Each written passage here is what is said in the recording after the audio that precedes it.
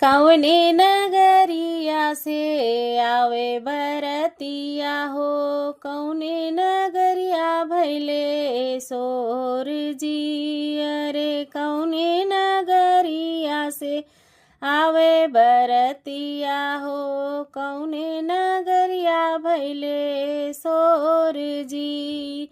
केकरे दुआरे सखी उतरई राम दुल्हा, केकरे दुआरे सखी उतरे राम दुल्हा। अर केकरे मड़ौआ भैया जोर जी, अर केकरे मड़ौआ भैया जोर जी। अवध नगरिया से आवे बरतिया हो, अवध नगरिया से आवे बरतिया हो, जनक नगरिया भैले सोर जी।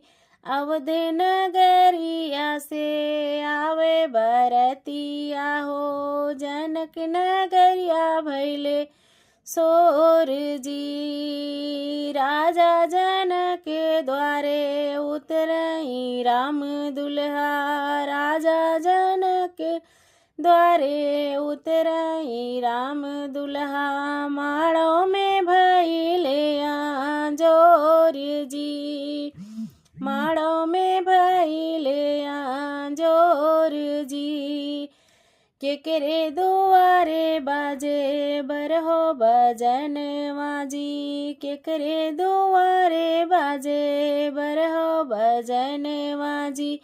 केकरे दुआरे सहनाई जी, केकरे दुआरे आवे हाथी से घोड़ा जी। केकर करे लायक गुआई जी, केकरे दुआरे आवे हाथी से घोड़ा जी। केकर रहे लाया गुआई। दशरथ दुआरे बाजे बरहो बजनवा जी, दशरथ दुआरे बाजे बरहो बजनवा जी। जनक द्वारे बाजे सहनाई जी, जनक द्वारे बाजे सहनाई जी।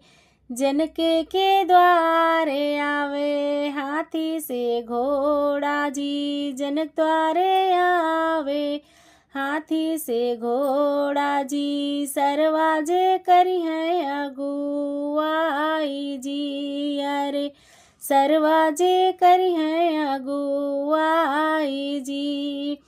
केकरा सोहेला सखिया जोड़ा से जामा हो, केकरा सोहेला सोलहो सिंगार जी। अरे केकरा माथे सोहे चंदन तिलकिया हो, केकरा चुनरी चटकार जी। अरे केकरा चुनरी चटकार जी। राम के सोहे सखी जोड़ा से जामा जी, राम के सोहे सखी जोड़ा से जामा जी।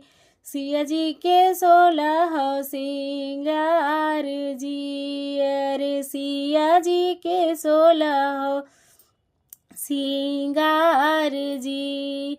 राम जी के माथे सोहे चंदन तिलकिया जी, सीता जी के चुनरी चटकार जी। राम जी के माथे सोहे चंदन तिलकिया जी, सीता जी के चुनरी चटकार जी। करे होला सखी आज परिछावन, अरे के करे होई कन्यादान जी। अरे के करे होला सखी आज परिछावन, अरे के करे होला कन्या दान जी। के करी है सखी आज कन्यादान हो, के करी है सखी आज कन्यादान हो के रे बियाही लाई जाई जी, अर के रे बियाही लाई जाई जी।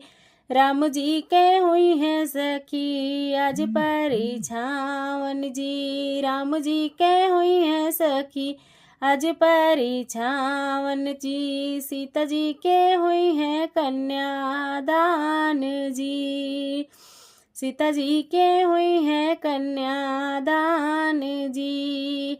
राजा जनक जी जे करी हैं कन्यादान जी, राजा जनक जी जे करी हैं कन्यादान जी। अरे दशरथ भी यही लई जाई जी, अरे दशरथ भी यही लई जाई जी।